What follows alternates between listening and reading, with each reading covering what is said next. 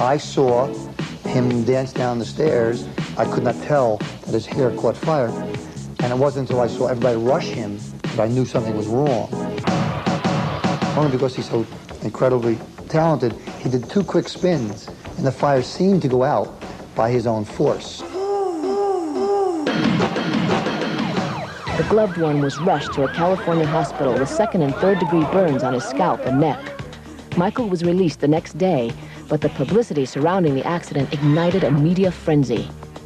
He was the biggest star in the world, and he was doing this commercial, and then there was this, disaster, even more of a story. Though a different take would be used in the final version, it instantly became the commercial everyone wanted to see. I remember wanting to see that moment, but you couldn't see it, so they didn't show it. The ad was originally scheduled to debut during the 1984 Grammys, but MTV offered to air the spot free of charge and hype it as a world premiere event, unveiling it to the MTV generation. Your whole new generation.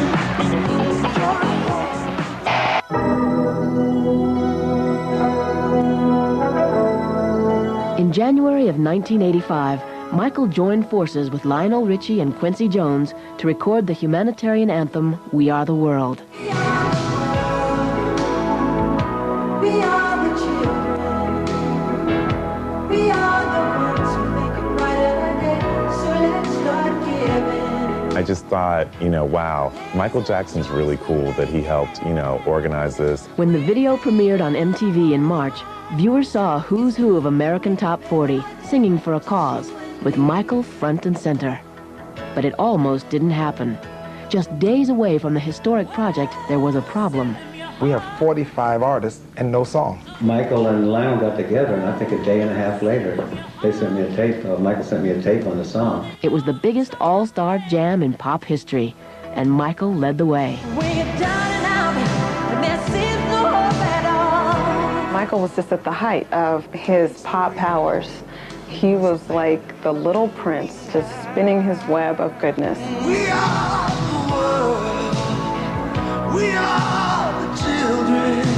Everyone seemed to be actually singing with some feeling and some real commitment to the cause, and it was Michael's deal. I also think that it made people more sympathetic to Michael Jackson again, because here he is doing something really profound and using his money for something that was going to help people. During the all-night recording session, the A-list of pop stars turned to Michael for guidance. And if you just believe, there's no way we can fall. If you just believe, there's no way we can fall. The single spent 4 weeks at #1, but it was much more than a chart success.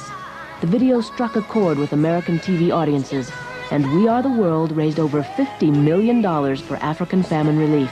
The song did more than Michael or Quincy or I had ever imagined.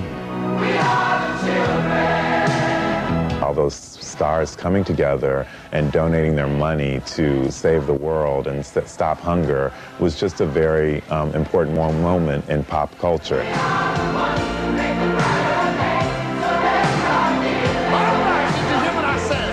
Michael? Mr. Jackson?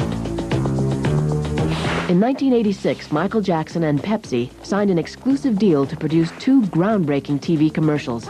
Very pleased to announce that Pepsi-Cola and Michael Jackson joined forces once again.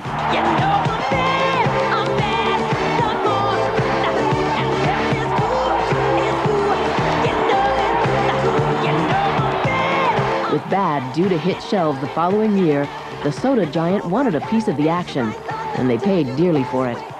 At a reported $50 million, the contract was the most expensive endorsement deal of its time. I'm gonna tell you right, I'll show you stuff, we're gonna never stop, you're getting up. Let's face it doesn't need any more money, but you get this feeling that, he sits there with his agent and says, okay, well, what's the best deal? What's the most outlandish thing we can ask for? Let's ask for that. I mean, yes, of course he sets up a precedent. I think that, he definitely paved the way for, Michael Jordan with Nike and even, Tiger Woods with Nike. In true Jackson style, the commercials were no ordinary ads. When the spots made their world premieres on MTV, they generated as much excitement as one of Michael's videos.